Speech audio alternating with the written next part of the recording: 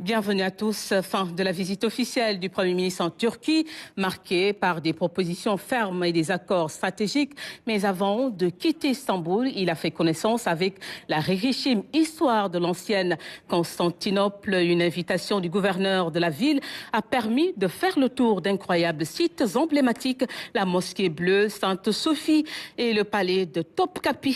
La visite guidée avec nos envoyés spéciaux en Turquie, Khalidou Bey et Ramdawa. Loin des audiences et d'autres rendez-vous d'affaires, les autorités d'Istanbul ont voulu faire marquer une pause touristique à leur illustre hôte.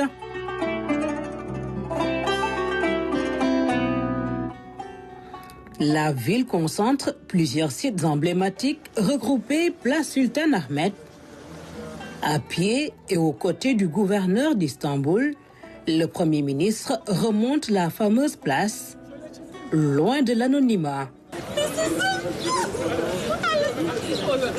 C'est mon mari. Et là, c'est mon...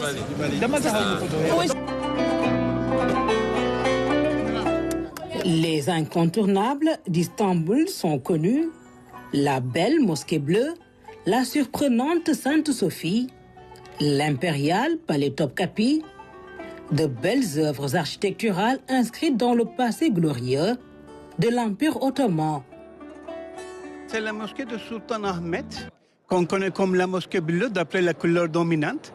C'est une mosquée de 409 ans déjà. Ça fut terminé en 1616. Et c'est une des plus belles mosquées du monde. La structure avec les coupoles, tout ça, et toute la couleur dominante bleue, avec les faïences que vous voyez partout.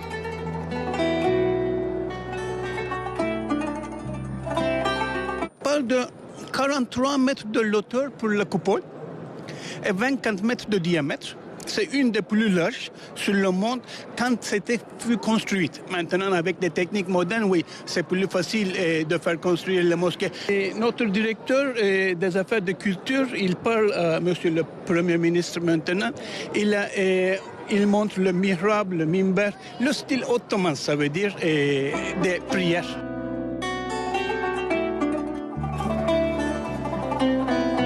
Beaucoup plus ancienne, Sainte-Sophie a été construite au XVe siècle. Au-delà de la merveille, une transition inédite.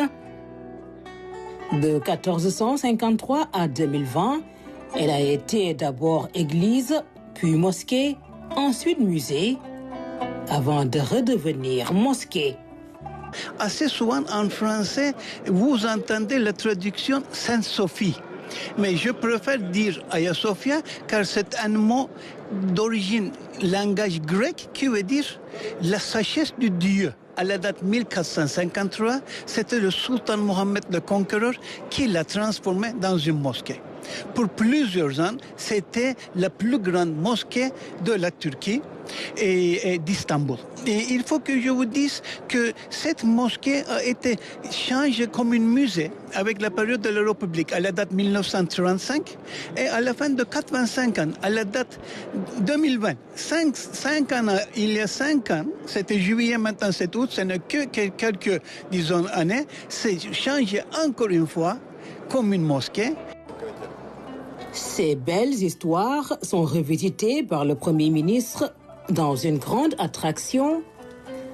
Ousmane Sonko a aussi poussé les portes du palais Topkapi. Ancienne résidence des sultans, il garde son allure magistrale. À l'intérieur, des pièces emblématiques exposées, le bâton de Moïse, des effets ayant appartenu à Abraham et toute une salle dédiée aux reliques du prophète Mohammed. Paix et salut sur lui.